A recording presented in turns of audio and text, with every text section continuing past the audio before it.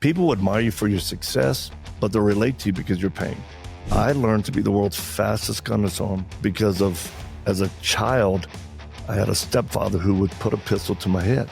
And he would say, boy, if you ever tell anybody what I've done to you, I'll blow your brains out, call the police and tell them you found my pistol and shot yourself. As a kid under that type of really horror, I used to fantasize, Greg, in my mind, one day I will be so fast, no one will ever be able to hold a gun to me. I just tell folks, don't be a victim and don't be a survivor, but be a thriver and push through until you become the man that you wish somebody would have been to even protect or help you. All right, welcome back to this week's episode. This week is a very, very special episode. I don't want to geek out and fan out too much, but early days when we started the podcast, I had sort of a dream and like a list of people that I want to speak to, right? Because part of me doing this podcast selfishly is I get to learn and develop and grow. And, you know, it's always about sort of hearing these amazing stories. And today we got the one and only Victor Marx. Victor, welcome to the show, brother.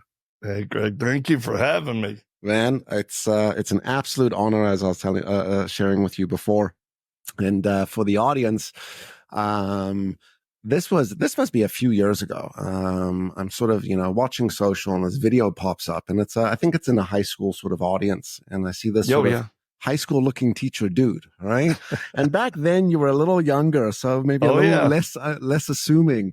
And, there you go. I'm sort of watching this guy and he's doing this demonstration and the whole thing was how to disarm someone, right? And, it was from there I then started to learn and read into your story a little more and sort of learned why this sort of all came about. But it's a skill, brother. I mean, how did you learn to disarm? And then next question is, you've been timed, right? I mean, how fast can you take a gun out of someone's hand? Yeah, from someone holding a pistol at my head with the hammer back and their finger on the trigger. So, safety off. These are training pistols, but all I got to do is pull the trigger. They start my movement from my hands down until I take the weapon, pull it away, and I'm holding the magazine in the air, pointing the weapon at them. It's 0.8 of a second.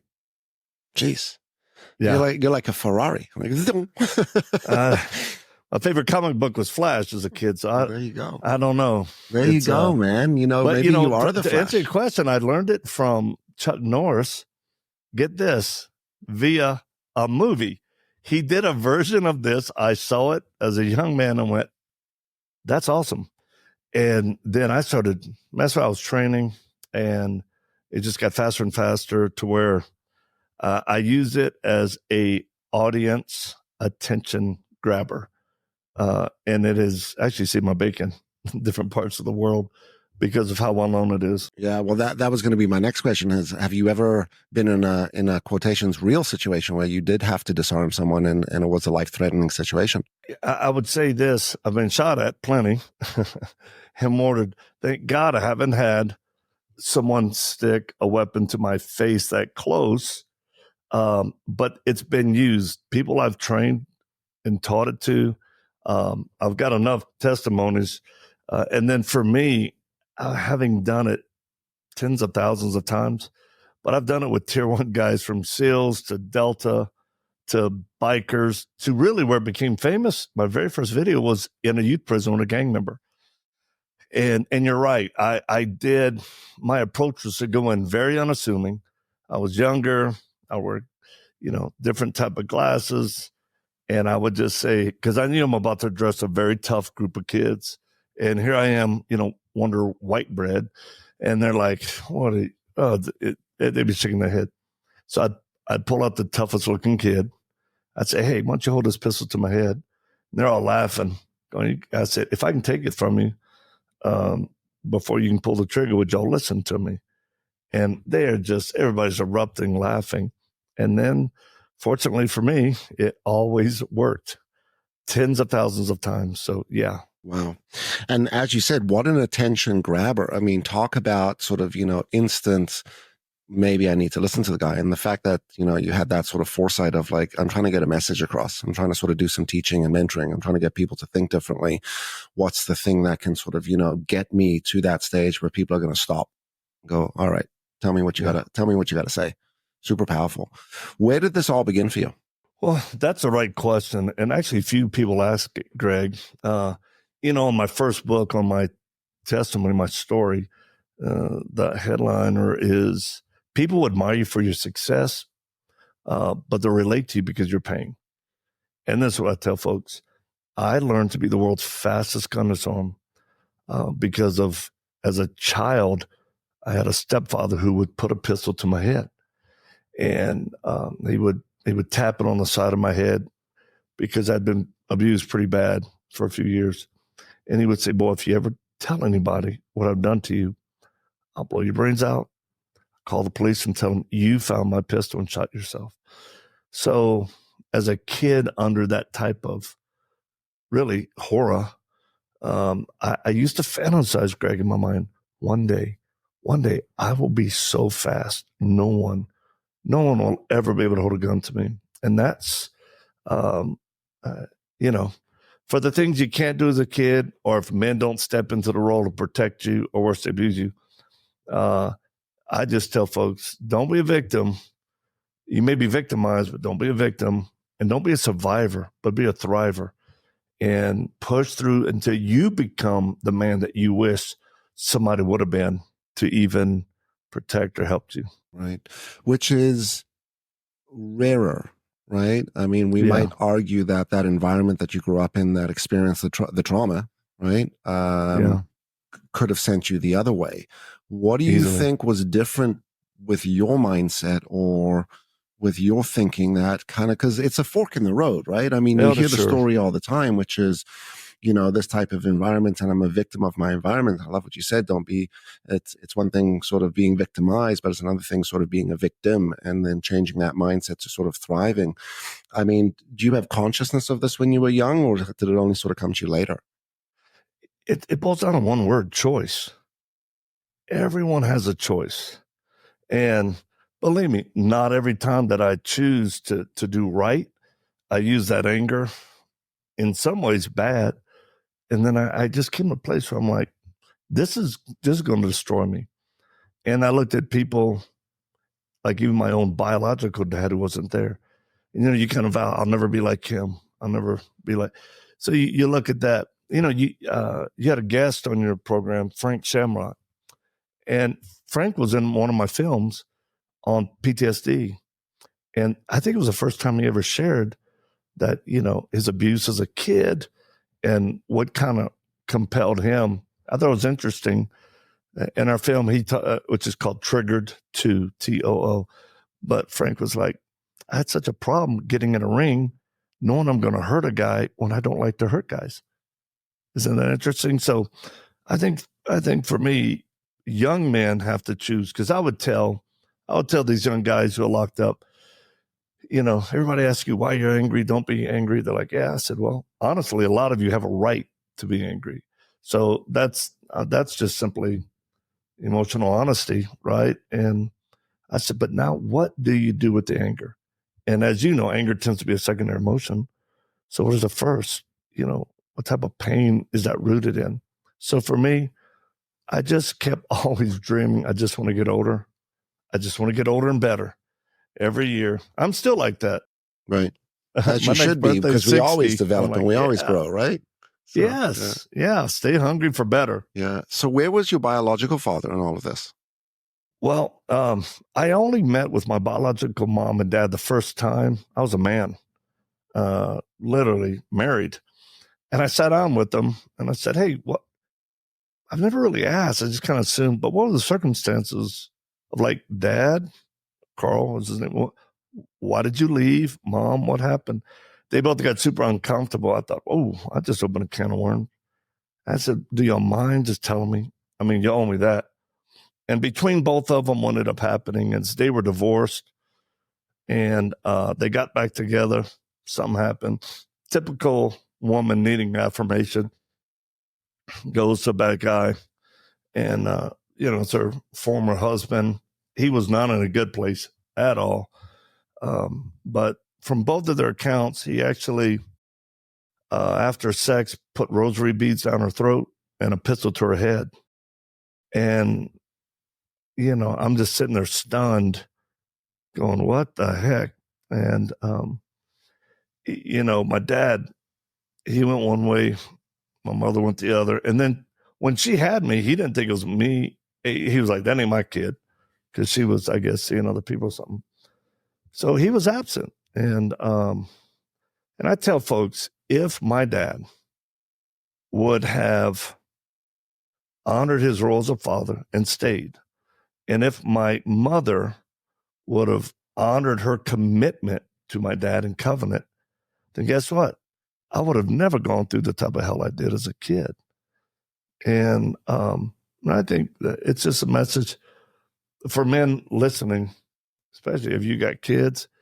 The greatest threat to me isn't terrorism, and I've seen it up close and personal lots and lots of times. It's just the lack of men to be what I call morally masculine and fathers and good husbands. That's our country's sideways because of that in large part, from my opinion. Yeah, no, I agree. I think there's an attack against males, right? Or masculinity, I should say, in general, not males.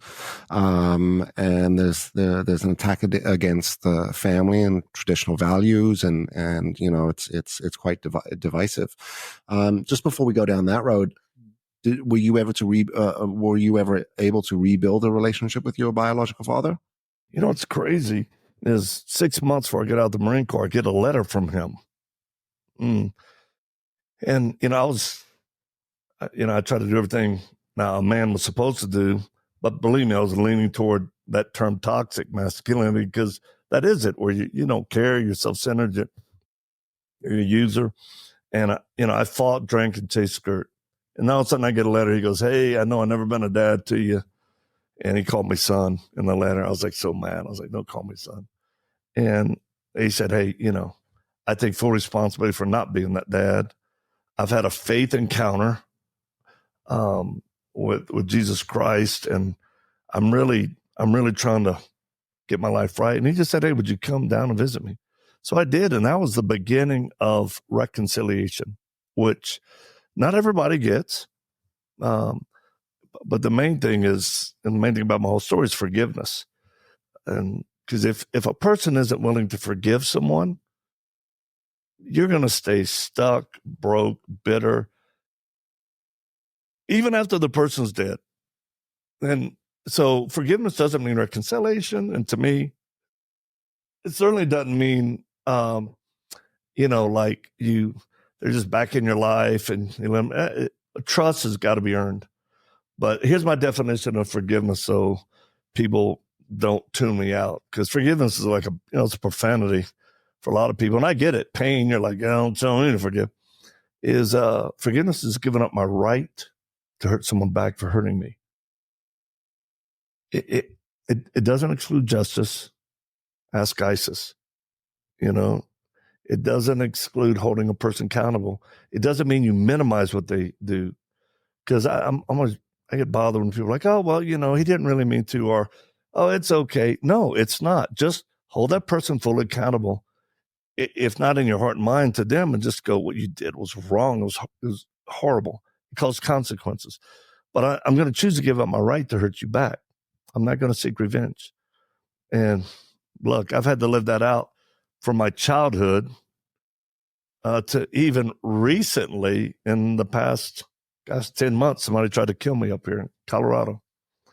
Point blank. Pow! Fired a weapon.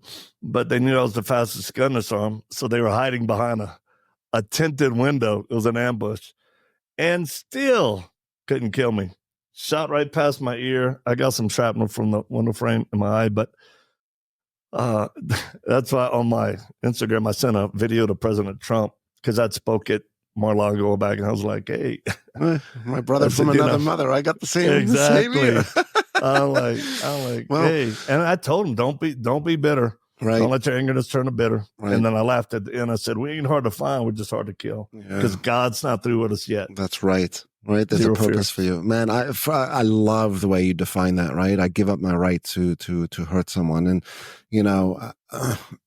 by definition, Victor, you're trained and you're skilled to a level that you probably can hurt someone pretty badly. So there's a level of power and responsibility that kicks in with that. I didn't know about the attempt. Are you? Can you tell us a little bit about where was it and who was it and what was the reason? It was here in Colorado Springs on a property, and there was a guy in a trailer, and on your property, on my property. Wow. And inside of a trailer with a tinted window, and as I walked by, and I got to keep some details quiet, sure, because he's been charged with second-degree attempted murder. But to your point of, when he took the shot at me, I'm literally looking at the window. It's 36 inches away from his point of the barrel to my head. And I went slatted, and there was a wall behind me. Loud, man, it was loud. And I got off the X, drew my weapon, I put it right on him. And I could have just dumped a mag and then killed the guy. And again, to your point of having the ability, but not necessarily using it. Meekness is power and control. And it's not weakness. And I'll tell you, just like skill sets or influence or wealth, your ability to maintain and make good decisions under anger, threat, whatever, matters. And it shows, I would say, a level of your character. So I put that pistol on, red dot, and I really heard, I'm one that believes that God speaks to me. So either I'm crazy, like the guy in a voice in the head, or there's something real to it, right? Yeah, or it's real. And I really clearly heard, don't shoot him. So I moved off, got another position. He fired some more. So he definitely trying to kill me. And I started trying to talk him out of it and drop that weapon, man, throw it out, come on. Because, and I've had a lot of people say, oh, I would have killed him. I said, you may have. That's your choice, but have you ever killed someone? Because I have. And it's a pretty permanent decision. And some people need to die. Some people need to be killed. And I appreciate people who are professional and are put in places where they have to make hard decisions. But guys who just talk bravado, I trust a man more like, I don't know what I would do. Wow, what a heavy deal to be able to squeeze a round off and drop. So it's like, man. So 5.5 hour standoff with SWAT. And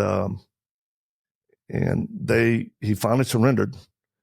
And so he's charged with second-degree attempted murder. And it's very complicated because he had a girlfriend or somebody bail him out. And I told the DA, I told the family, please don't bail this guy out, because it puts me in a heightened alert state now. And do you know, I was right. They should have never let him out, because in his freedom, I guess he got in an argument with a girlfriend, and he pulled out a shotgun and blew her face off, killed her dead. Jesus. Yeah. And this is the problem with the system, right? I mean, yeah. There's some sort of basic 101 sort of logic that you would kick in with, right? And unfortunately, when the system is built this way, it in some cases promotes the opportunity. Yeah. Look, we have a task force with our ministry, All Things Possible, and we do work around the world.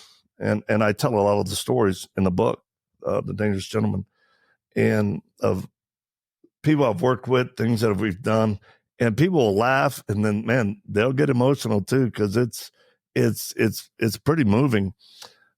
But the one thing I tell folks is, here in America, it's very difficult to maneuver the justice system. And then me being called a victim, I mean, the night of the shooting, the police officer taking the final report, and he's like, Mr. Marx, being shot at can be very, very traumatic. And I'm like, yeah. And I have a friend next to me, one of my teammates who was a MARSOC Marine, and we had done stuff actually in Gaza recently with Hamas and all that nonsense. But he's listening, to the officer, and the officer said, we have an victim's advocate. He goes, he's okay, or anything that you'd want. And I looked at it, I said, no. I said, but do y'all give coupons to Cold Stone? Because I think sometimes he didn't really know how to handle me. He was like, I need some ice cream. Yeah. And then he's like this. He goes, anything else? I said, a hug? He's like, and my friend's like, sir, this dude's been shot at plenty. So, but what I do understand differently is our judicial system. And it's broken because of immoral people and people who, I'll say men, who have this broken moral masculinity. So the number of guys that still want to be masculine, which our society needs, because you find me one society in this world that was built or made or lasted based on females running and building it.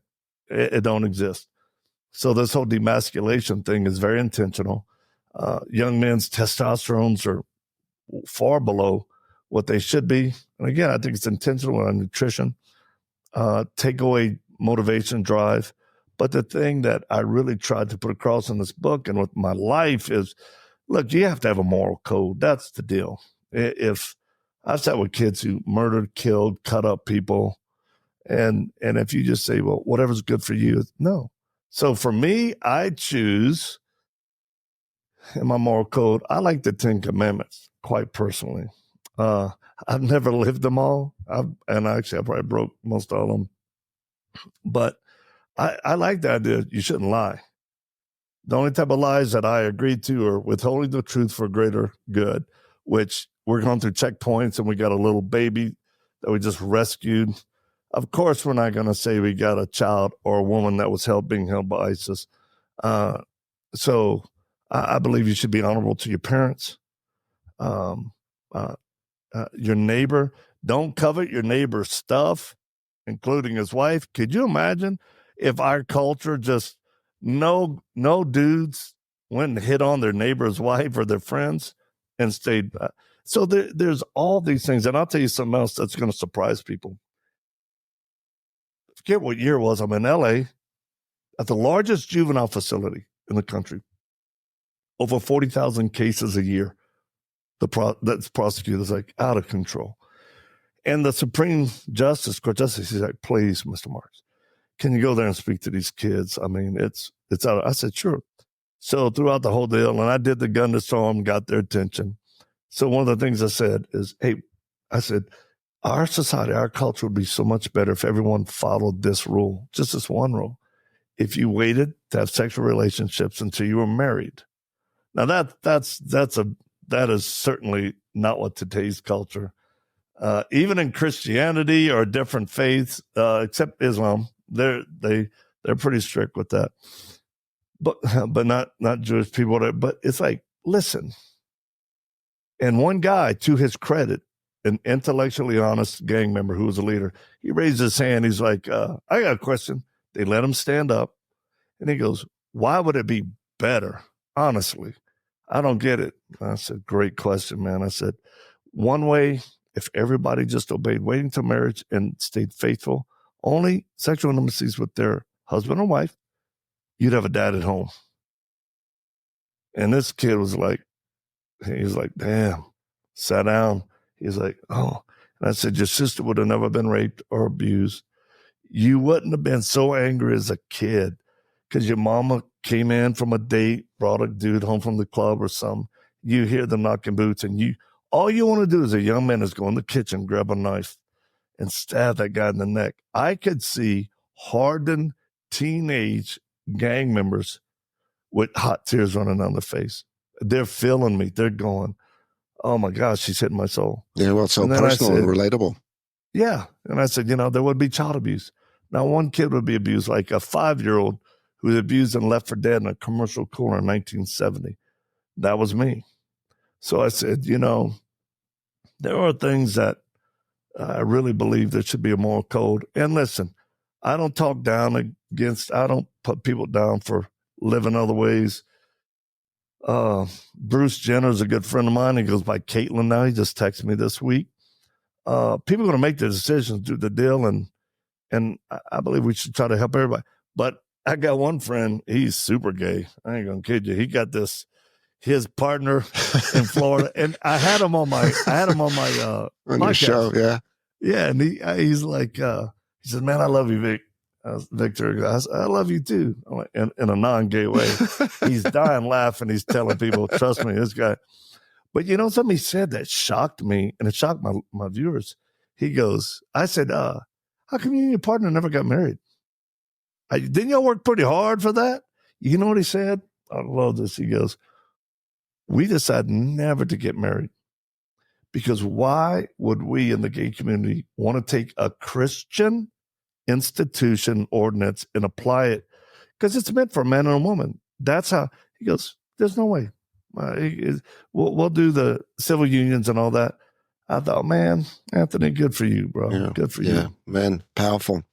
Back to child abuse, I don't get it. I really like, pedophiles, physical, emotional, verbal. It's like, what the hell has happened to these men to get them to I don't even want to say think that that's okay, but just, action these things. And it's what have they gone through? But that comes back to what we were talking about before with your story. I mean, the difference between, and you said it earlier, choice. Like, what do I now choose to do?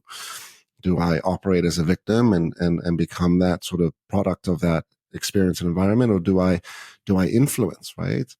My father passed in 2012. I had a pretty tough relationship with him, not near as close to your story. But pain is relative, right? Right. Whatever our pain, it's all relative. Right. But, he was the Witz males have this aggressive streak to them. Like my grandfather, father, my uncles. I look at my 8-year-old son. He bangs himself the other day on his head, and the first thing he does, he gets pissed off and he's angry and he wants to attack. Yep. And I see it in him, and I'm like, at the stage with him, trying to get him to be like, all right, like it's this is not to blame, right? This is the stage that we go through. But I understand it intimately. It's the same gene that I've got, right? And my father, when he passed, he looked at me and he was on his deathbed and he said, "Listen, I know I wasn't the best father, but like if there's anything you need to say to me, now's time to say it." And lots of stuff to say, man, tons of stuff to say. And we spoke about forgiveness before, and I was like, I looked at him and he's frail, and like he's in 8 hours before he passed. And I looked at him, I'm like, you know what? As dad, you did good. You did the best dad can do. And that was my release and the letting go of everything. And my mother-in-law said to me, she said, "You realize you get to break the pattern, right? You get to break the pattern of the history of males in your family line." And that stuck with me for a long time, right? So back to choice, right? I love it. Thanks for sharing that. And what a great opportunity for you to bring closure and be free. What a gift your dad gave you. Yeah, exactly. Because some men, they don't even give it to their kids. Yeah. So, my mother said this to me. She said, the greatest gift your father ever gave you was his death. What she meant by that was two things. One, you don't have to emotionally become him, right? Because he was cancer is what he ended up with, but I don't believe it was cancer that killed him. I believe it was years and years and years of built up toxicity and anger and emotion and depression and frustration. But that's just how it manifests, destroy the body. All internalized, right? And I believe it. He was really interesting because he was ahead of his time in regard to personal development. He started my company.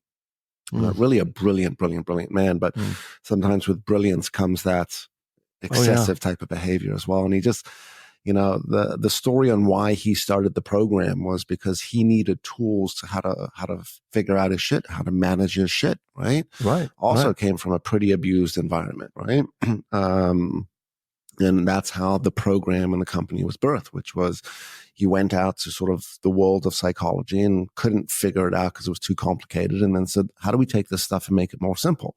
Something that I could think about in the moment, use in the moment. And that's where the frameworks sort of were birthed from, right? And today we still develop and teach those.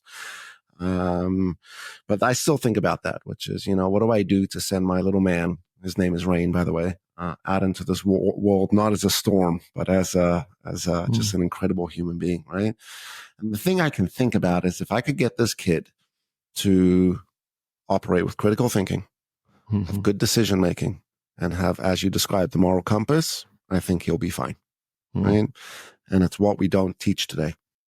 Right. The virtues and values of what's needed. I've trained lots of warriors, lots of guys who have done a lot of killing of bad guys. And I mean, last night, I'm texting a current Navy SEAL as a commander at the special warfare. And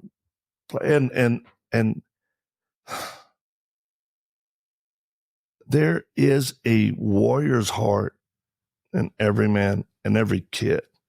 And it just has to be fashioned and shaped right. It's like William Wallace, that movie that Mel did. I always wanted to be like him, right? That's more like the guys I train. I end up being like the Irish guy or Scotch from the island that came over and said, the father told me to go, and I'm like, this is about as good as I can get. But I think sometimes our culture can mess up with mothers keeping the umbilical cord on far too long for young men. I have 2 sons and 3 daughters and 5 granddaughters. And I really telling my wife early on, I said, babe, you've never been a man. You've never navigated. You're a life giver. And you need to be there for when maybe I'm too hard or I haven't done it right, to encourage him. But to do things for him and to make it easy, trust me, somewhere in his psyche, you're telling him, I don't believe you have what it takes to be a man. So I'm going to continue just to, enable you. So it's moms play a huge role in this. And I'll tell you, if you remind me post show, there's something that we have a film that's out right now at victormarx.com under courses. It's called The Unseen War. This is the one thing I just think most men are not aware of. There's a spiritual realm where I believe in evil.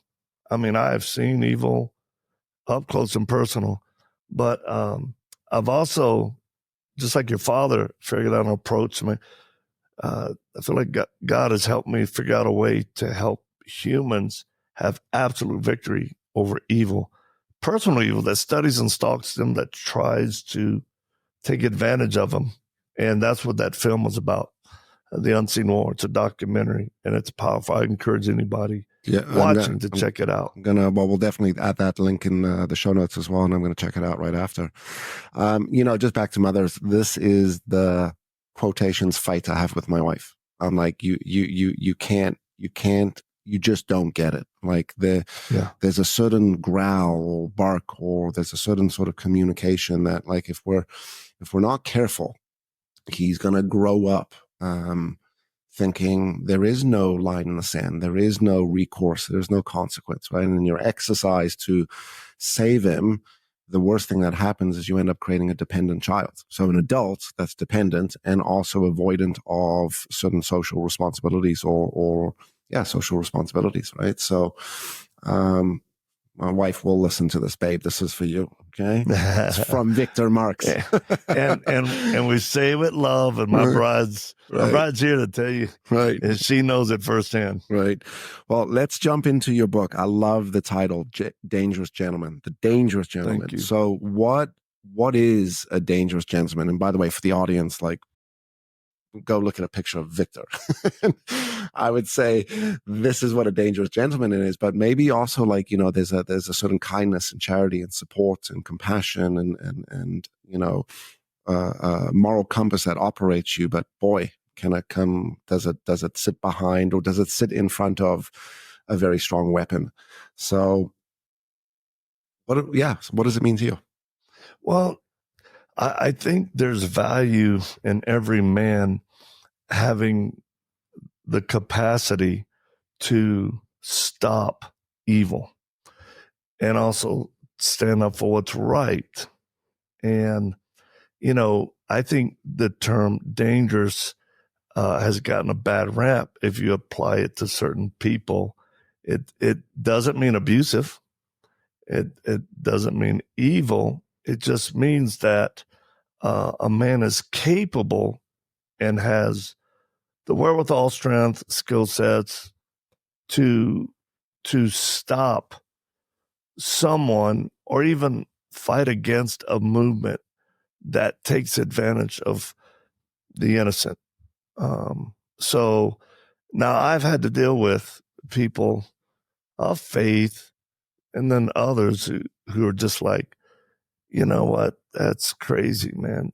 And I just go, well, I understand we all have a right. And I support true pacifists, just so the audience knows. Someone who's truly, but you know, the true pacifists I've met have typically been men who did extreme violence. And they don't want to go back at all costs. And I've known guys who've taken hits from people.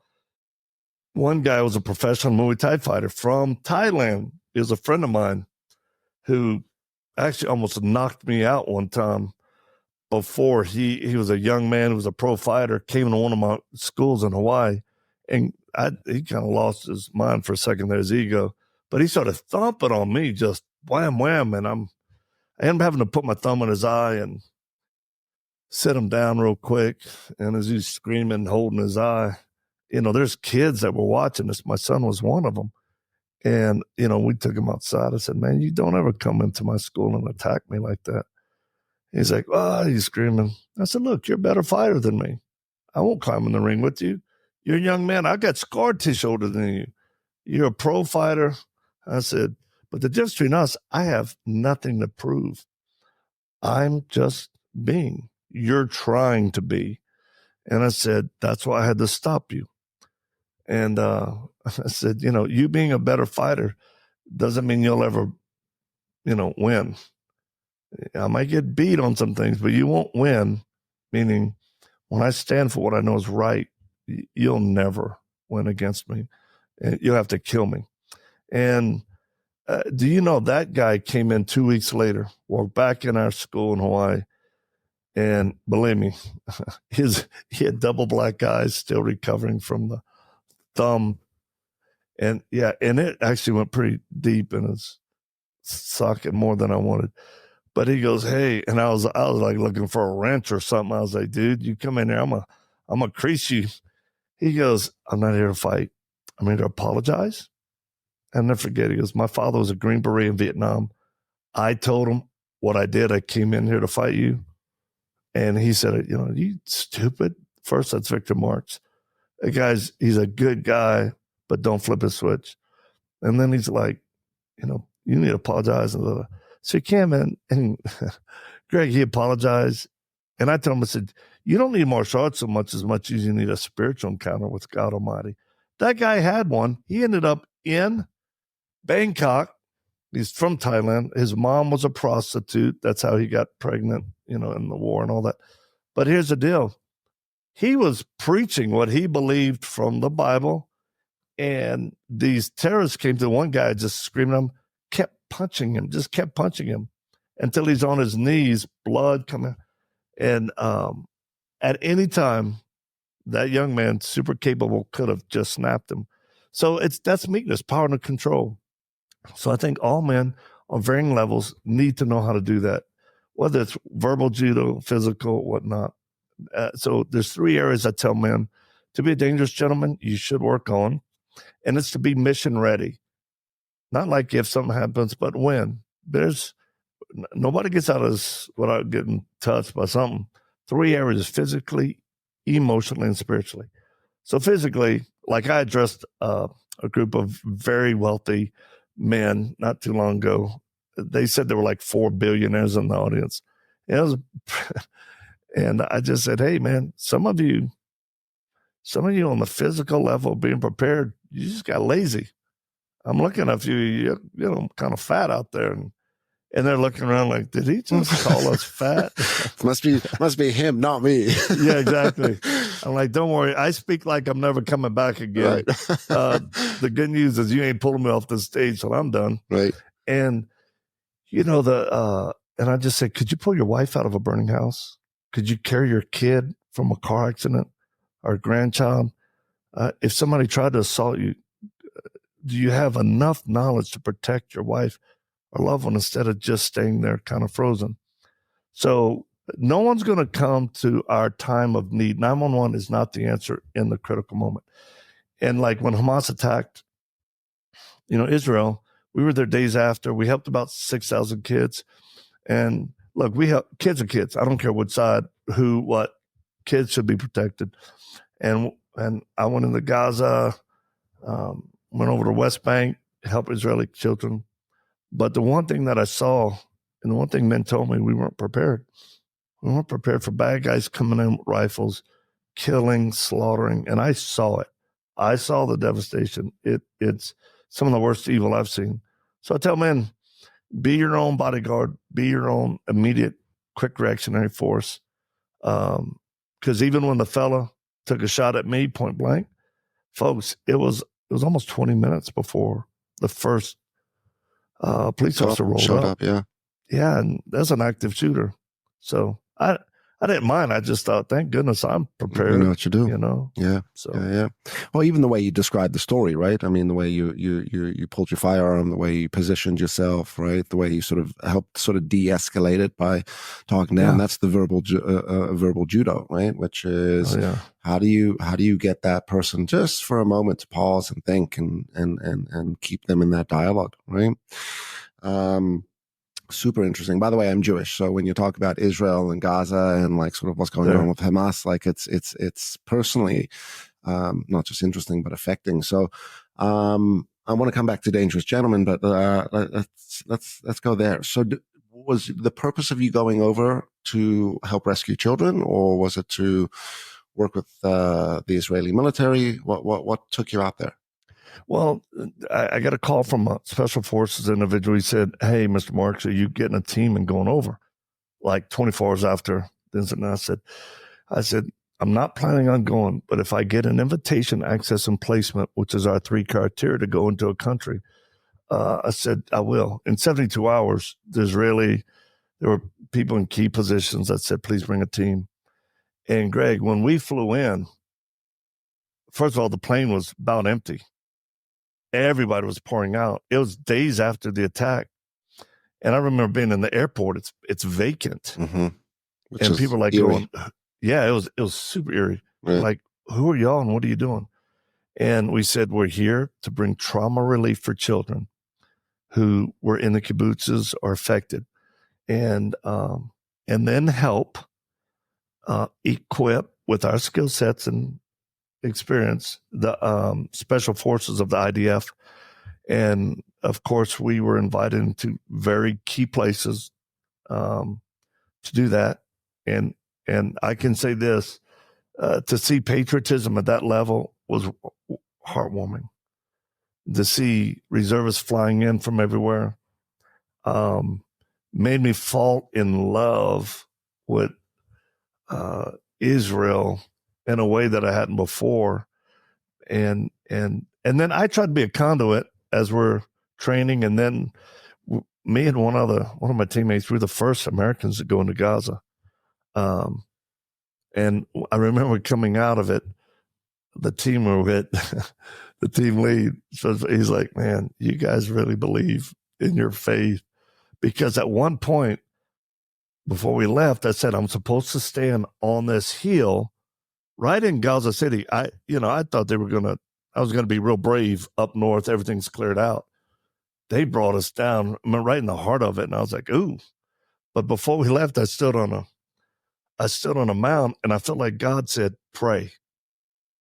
I was like, okay, Moses did it. I had started praying, lifted my hands, and I'm praying against evil, and I'm praying for protection of IDF. I'm praying for protection of children and innocent people in Gaza that are paying the price for evil terrorists. And then the soldiers, I see everybody kind of getting down behind this berm, and I'm just going to still pray. All of a sudden, I hear the tracks of a tank, and it came out of nowhere, Greg. I mean, and it's that distinct, all of a sudden the turret turns, boom, and it fires a big old round right into a building not far from us, and it just goosh. And then I kept praying. I just thought, well, that was a pretty cool little situation. When we came down, and he goes, man, you guys really, your faith is very strong. I said, why do you say that? He goes, it was a sniper in that building shooting at y'all. I was like, what? He goes, and then a tank came and just blasted it, and then there was fire on fire. I was like, I'm glad I didn't know. Well, it looked like I was courageous. I was just kind of low IQ in it there with whatever faith I can muster. Yeah, you should have doubled down and been like, that's what faith gives you, all right? Oh, march behind me. Right, and I think they know that because, I mean, for me to be praying, somebody shooting at me, and then God Almighty releasing a tank to come and blow that person right out of, hurt their feelings. So, yeah, great love.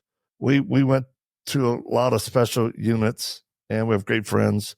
We helped about 6,000 kids inside Israel.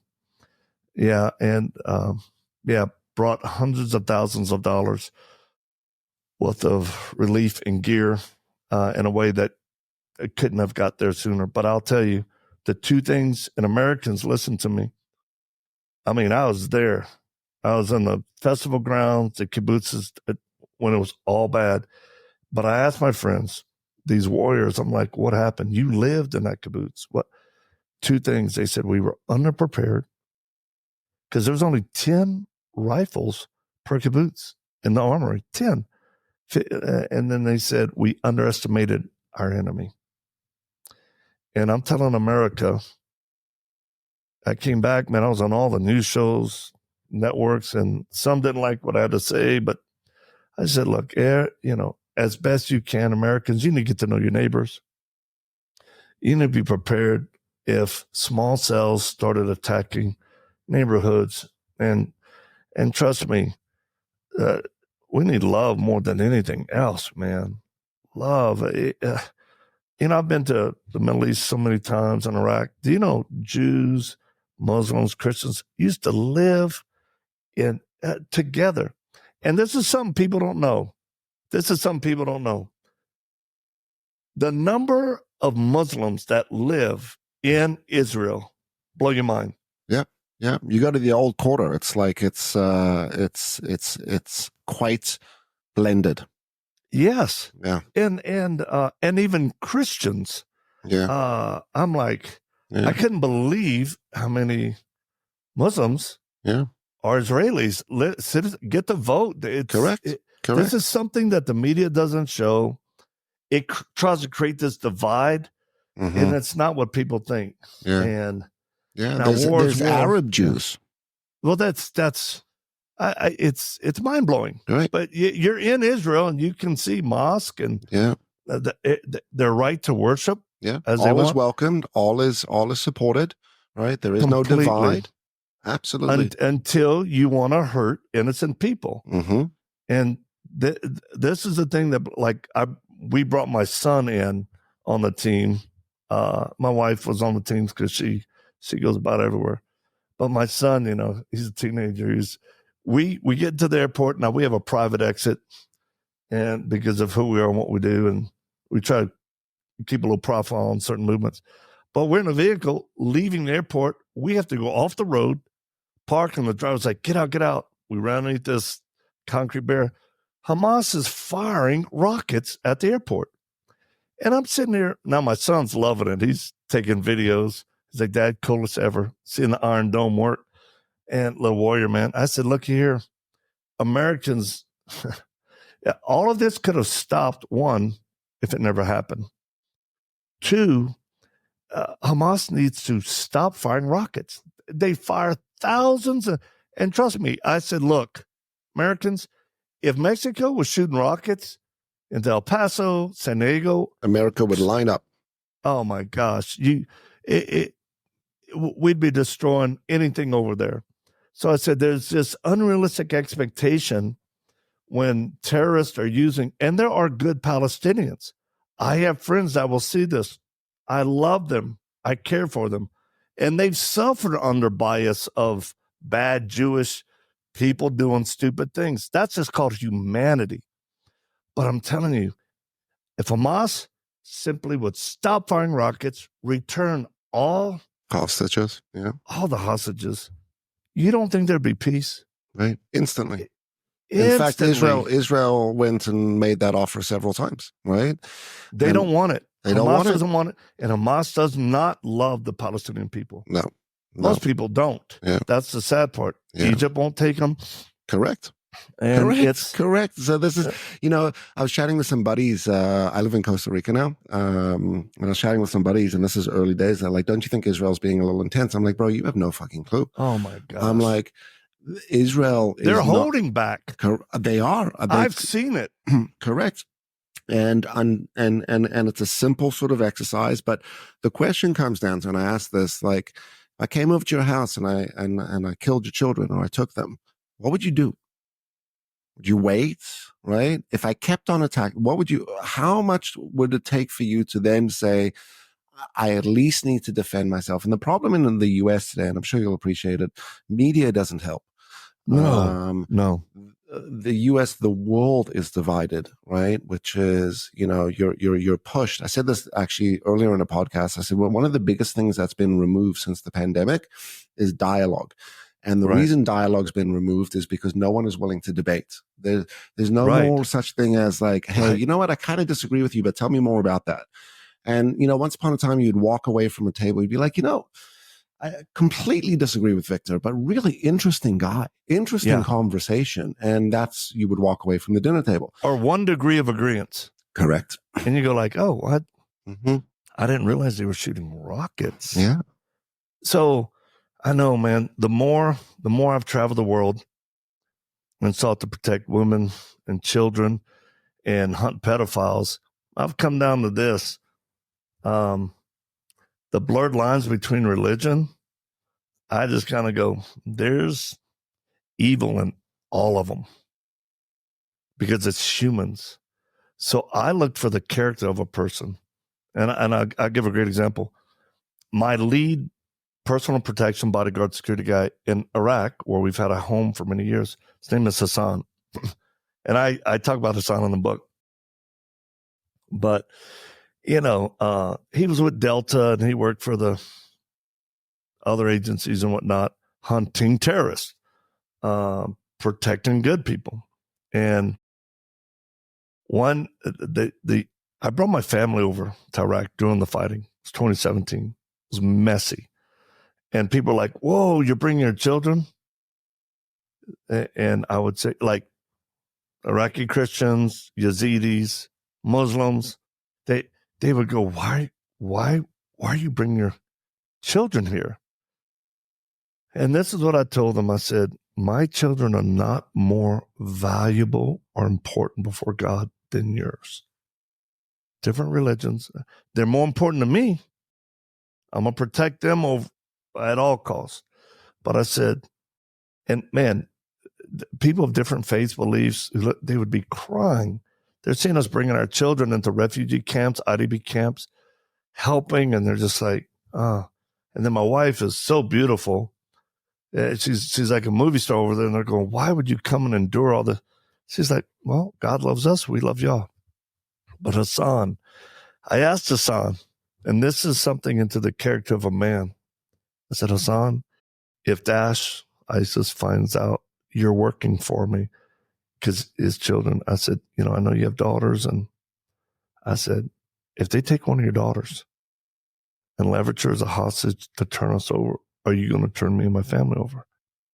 And I got real close. I'm looking for his pupils to dilate. And he said, he's like, and then he started tearing up. And I'm negative Nancy, believe it or not. I'm always suspicious. I'm like, oh, shoot. Has he done it already?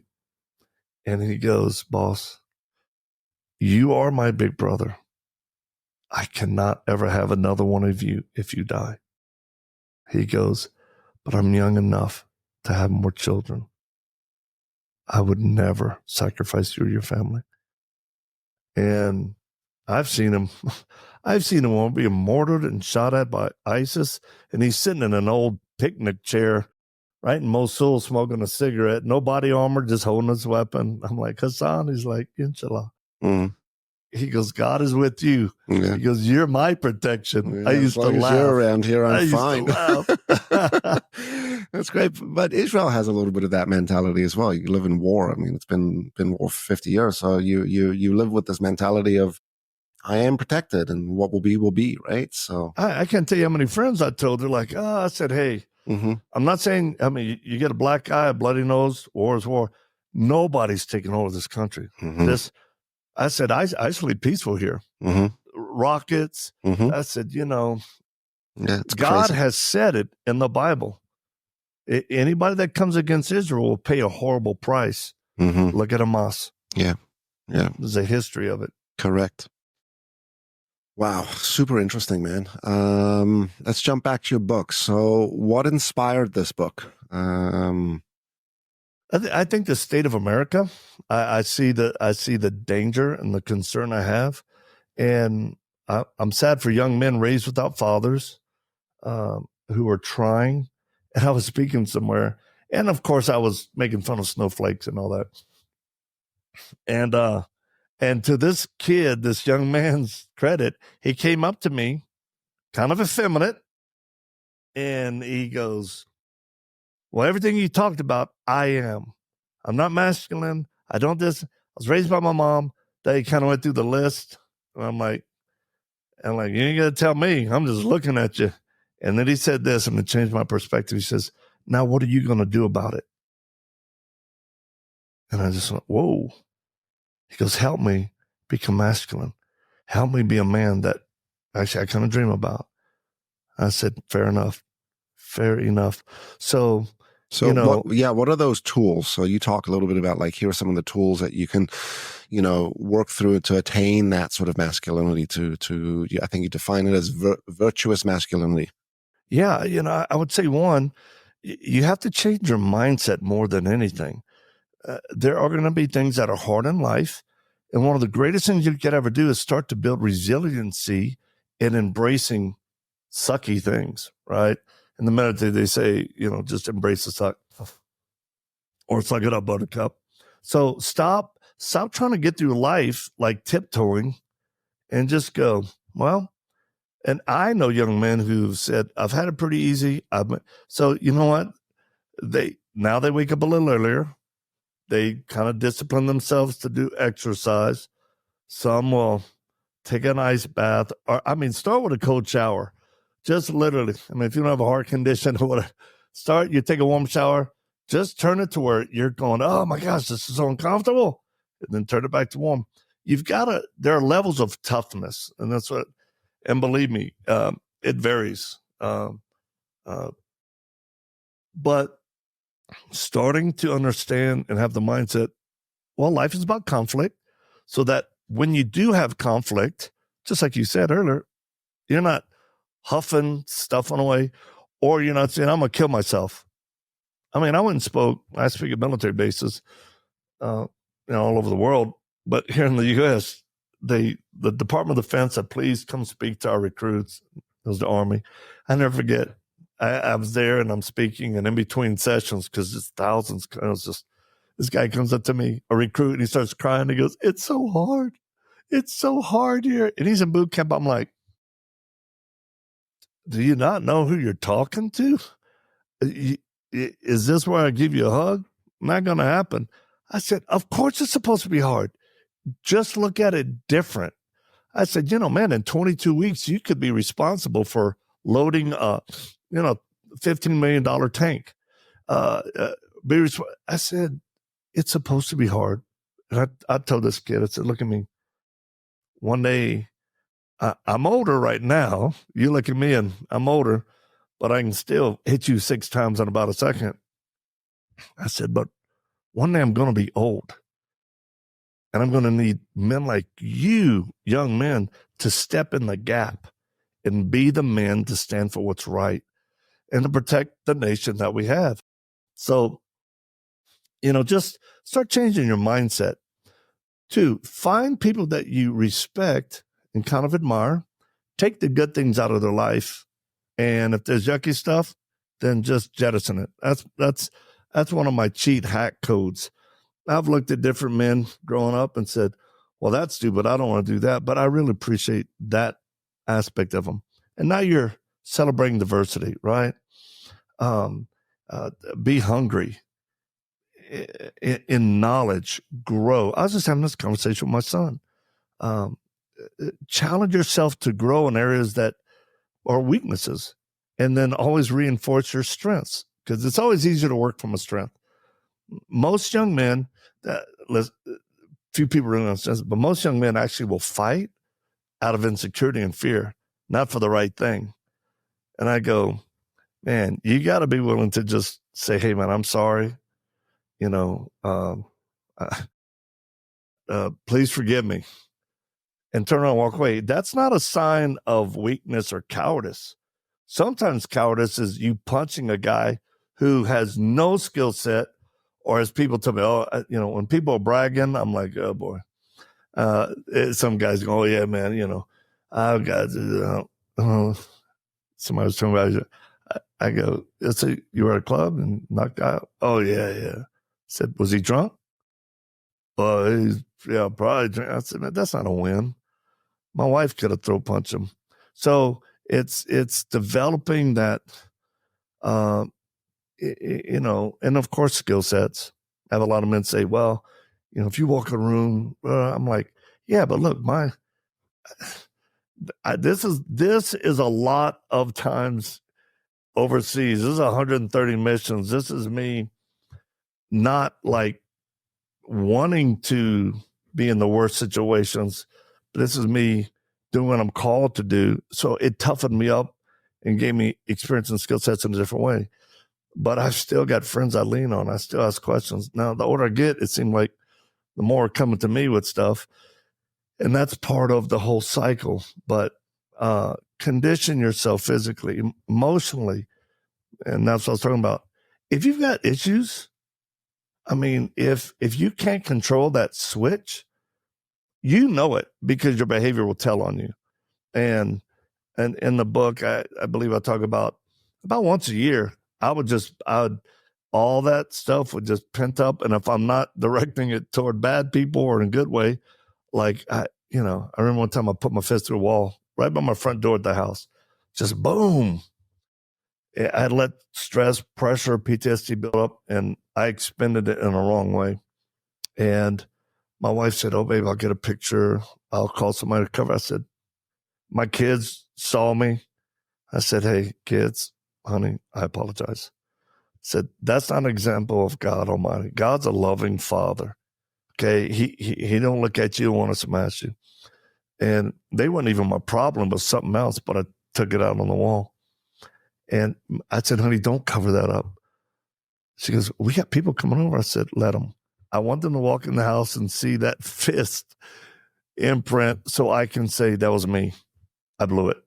And I told the kids, again, I apologize. It's not a good example. So always own your mistakes. That's another part of just being a man. Don't cover it up. Don't get defensive. Just say, yeah, man, I blew that. Yeah, it's good advice. Yeah. And to your point, I think in today's world, people are so avoidant of stress, and it's the stressful things that it's actually very healthy for you. Stress will help you grow, it'll help you achieve, it'll help you develop resilience. But that's what working out is. Correct. And it's what you said before. I just started a new ab workout because I'm pretty strong on the other stuff, but like it's the abs I've been sort of rejecting, and it's a preference. I'm like, fuck, I don't feel like doing these abs right now. And that's the core. That's the core. I'm like, I better start doing this right now because if not, we're gonna have we're gonna be like one of those sort of meme guys, right? All heavy and sort of big on top and like chicken legs sticking out, right? So very, very cool. I once punched a wall. Hey, just on that note, side note, so funny. My wife and I, this last mission, we rescued a girl held captive for 9 years. This was just 4 months ago. Family thought she was dead. 2 kids by ISIS. 6 months planning. The mission was a cross between like a Jason Bourne movie and Ocean's 11 or something. My wife was the point person. She was going to make contact with this girl. And so she's getting her kid on. We flew in. It was like a 5-day in, out. It was super risky. But I asked my wife, I said, can I just kind of record you getting ready? I said, nobody's going to, because she has a little profile stuff. But it's like she's she's putting a grenade in her pocket, blade, a Glock, you know. But when she's getting ready, she's pulling down her like sports bra before she starts putting everything on. And I caught a picture of her abs, complete 6-pack. Wow.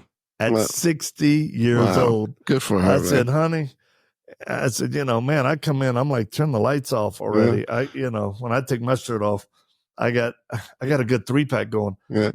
We've always challenged each other to be the best that we can physically, emotionally, and spiritually. And man, does it ever help when someone you love will just encourage you, not tear you down, right? But just encourage you. So yeah, you feel better, right, when you're fit better. For sure. And you have a responsibility, as you said, to be able to carry your kids out and your wife out of the house if you need to, right? So I was going to say, you were probably turned on with the grenade, but then it was all of a sudden it was the abs. You're like, wait a minute. I didn't know whether to be terrified or turned on, bro. I was like, oh my, that's funny. You're messing with my mind. We gotta stay focused. Yeah. We gotta stay focused on the operation. Well, I was going to share a story. So I punched a wall once.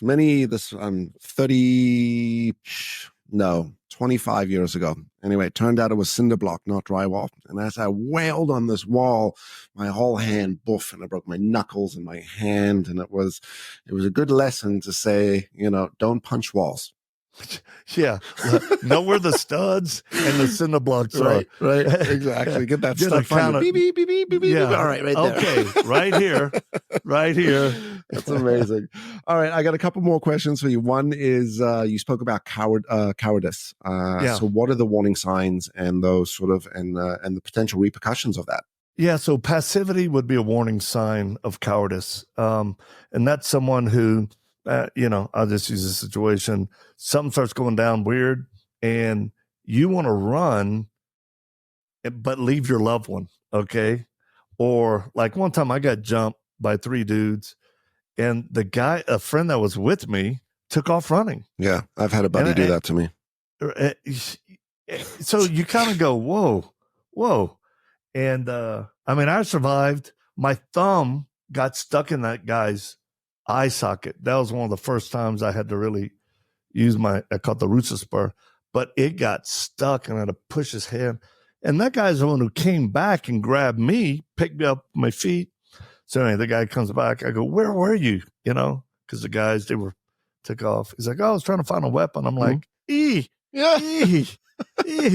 spit on him, kick on him, jump on him. So passivity, I'd be careful. Now, we live by the 4 A's: awareness, assessment, avoidance, and action. Avoidance is an appropriate move to get off the X, to get away from everything, take your family. So now the flip side of the coin in cowardice, this may shock some people, is that person who's over aggressive because they're scared. And then it doesn't matter who, they're road raging, they're yelling at women, they're pushing. It's like, hey, whoa, man. Just they're taking advantage of people. They're overpowering kids. That's a bully. Don't be so cowardice has both sides, and I'll tell you, cowards can do a lot of damage. Look at a lot of governments. At least when there was a day where men would go outside and settle at fist to cuff, there were no school shootings. There's no school shootings in Costa Rica, Iraq, Panama. And I've been through all the countries. I've been Mexico to Tapachula to Guatemala to Panama, been to Costa Rica, all the way to Colombia, looking at the trail. And cowardice is men who take advantage of women. And I'll just say this because I can't stand it. Men who would drug a girl or a woman in order to take advantage of, you're a coward. You a punk. That's a coward, because you can't even risk being honestly rejected. So you're going to drug someone so that you take advantage. I ain't got nothing. Man, I'd rather break a guy's fingers than listen to girls tell me these sad stories of how they woke up and they had been violated by some dude that had dropped some of the drink. So Yeah, cowards You probably hear dangerous. a lot of this, man. I mean, there's got to be a certain, I would imagine, debrief and distance that you have to keep without being sort of emotionally affected by this too much. I have to see counselors. Yeah. There are times I have to go in and I call it get a tune-up. Yeah. I have to talk through things I've seen. Debriefing. Yeah. Otherwise, a lot of prayer. Yeah. A lot of prayer, and because we do walk in those areas of darkness. That's just evil. Mm-hmm. I mean, I just posted on my Instagram a little girl that we had. I saw it actually. Oh, right. Yeah, Does that not get your heart? Oh my God. And that's in a different country, so that there. And I'll be honest with the audience. I'm professional and high integrity, but there are times where, man, I want justice to be full and swift. And that was one time I told my guy, I said, hey, go tell the wrestling party, I need 5 minutes with the guy. And they know who I am. They were like, please tell him we cannot. I told my guy, go back, give him money. And because this had really got next to me. And the guy's like, sir, we believe you will kill him. I said, I give you my word, I won't kill him. I'm going to leave him. Hurt him bad. Yeah, I'm going to leave him in a way where, but again, for that one, it turned out good. Prosecution was the best approach because if you could just wood chip everybody, some people need to die, but showing the world and people in their own community and villages, no one can get away with this, brings great terror versus if someone just disappears. It should be with government as well. There should be such consequence for some of their decisions and actions that, all of a sudden people would think twice. I think that's what you want to get people to, is thinking twice, right? You remind me of a story. I forget the guy's name. He was being interviewed. Anyway, his daughter was raped by this guy and they were interviewing him, and the kid was very smug and sort of had an attitude, and very calmly, this father said, listen, you by the grace of God, right? You were found before I found you, because if it was I that found you before the police had found you, you wouldn't be breathing today. And said it so calmly, and you're like, oh, this is the warrior. This is the dangerous gentleman, right? Yeah. Okay. 2 more questions. How can men live as warriors in their day-to-day life? What could they do to be more of a warrior? In their own lane. Everybody has their own lane. So what does it mean to be a warrior? Well, it's you're standing up for what's right. It doesn't mean you have to jump on a team and go to Southeast Asia and hunt. This is just what certain people do. I'm called to that. I've raised some other people. So in your own life, I believe God wants to use every man and give him a mission every day. The highest calling is that you love your family, be faithful to your wife, raise your children to be good people. Let them know how much you love them, challenge them, discipline them, get them ready. That's the greatest thing, because again, that's where it all stems from. The disintegration of the family. I'm in Iraq in a youth prison. I'm the first American to go into a prison for kids. And I'm talking to the warden. I said, why are these? There weren't many. I said, why are they here? He goes, the family. They have no fathers, no one to control them. And then they're most susceptible to ISIS, just like in America or in countries where gangs are prevalent. They recruit the kids. So, yeah. Yeah, I see it in my own network and community. I mean, 70% of people are divorced, second, third marriages, and my wife and I are still strong, 16 years, right? And it's awesome. Just going to keep going, right? And it's to keep that family together, right? That's the responsibility. It's not about just your individual decision. That's the best thing a man can do to be a warrior. Yeah. Keep your family together. Yeah. Like my wife, we talk about, we have a marriage course online, same place, victormarx.com, and thousands have gone through it. So we give our perspective. So one of our things is learn to fight back to back, not nose to nose. And you're gonna have hardship, but one thing we agree, we said divorce is not an option. Murder, Yeah. I mean, my wife, her distance shot like 3 weeks ago, Greg, we're in Texas and she, we spot a hog across a field, across a lake, 371 yards. 370. She pulls out her precision sniper rifle. Boof. I'm like, and I've seen her shoot 1,120 yards. And so that motivates me not to cheat. Yeah, exactly. All right, because you'll never see the bullet coming, right? No, and she will wing me. Right. She'll just kneecap me. Yeah, because she shoots so good. Just make your life a little more difficult. Just kill me. So just before we come to the last question for the audience, if they wanted to pick up your book, where can they find it? If they want to learn more about how they could get involved with some of the programs and the missions that you're running, where could they find more information?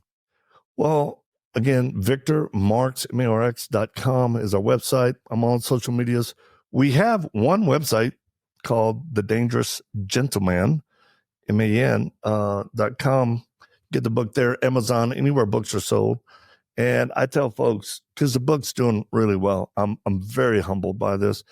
But if there's somebody out there that's like, man, they've got a job or money's just tight, maybe they have a job, but man, and you really want this book, email us through my website and I'll make sure that we'll get you.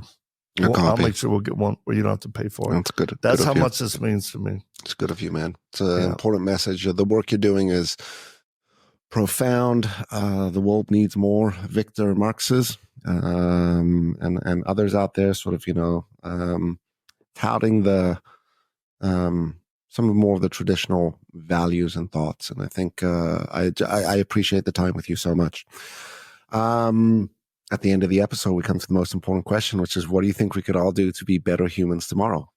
Understand your identity of how God sees you. Because in the unseen war of the film, when you watch it, there's very real evil that I believe is focused at each individual human. And what they do is they lie. They lie. And I have prayed for people to have freedom from evil thoughts, from children to celebrities to generals in the Pentagon to Delta operators active in the field. And if each person who's watching this could really say, I need to understand who I really am before God. Why did he place me on earth? And find out how much you're loved. The number one thing that God wants people to know is, I love you. I love you. And when people know that, then it's a natural outcome to go, I want to do right. Empower me. Help me to follow you. And he will. And that's my best advice for that. Yeah. Bravo, brother. Bravo, all man. Right. Bravo. That was awesome. Right? The audience should be all applauding in the cars and on the walks right now. This was an amazing interview. And thank you for spending the extra time today. Yeah. To the audience, go and follow Victor Marx on all the social channels if you're not already. Check out victormarx.com. We're going to have all of these in the show notes. If you haven't picked up your copy of The Dangerous Gentleman, please do so. It is a fabulous book and definitely something for not you to just read, but maybe even sort of share out there. I think that's the great gift sometimes, where you give and you share knowledge and give people a book. So keep fighting, keep staying strong. Victor, once again, brother, you're the man. I appreciate you. All right, to the audience, if you like today's episode, which I'm sure you did, don't forget to share it, like it, subscribe it, and we will see you all next week.